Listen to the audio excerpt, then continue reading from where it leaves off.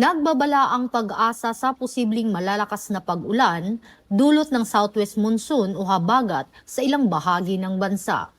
Ayon sa weather advisory na inilabas, alas 5 ng umaga ngayong ika-14 ng Agosto taong kasalukuyan, inaasahang makapagtatala ng 50 hanggang 100 milimetro ng ulan ngayong araw sa Zambales at Bataan.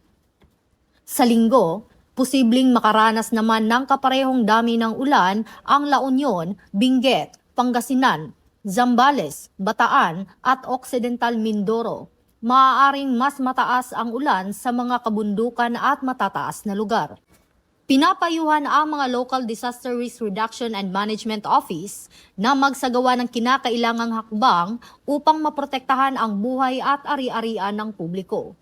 Maaaring maglabas ang pag-asa ng heavy rainfall warning, thunderstorm advisory at iba pang kaugnay na babala depende sa kondisyon ng panahon sa bawat lugar.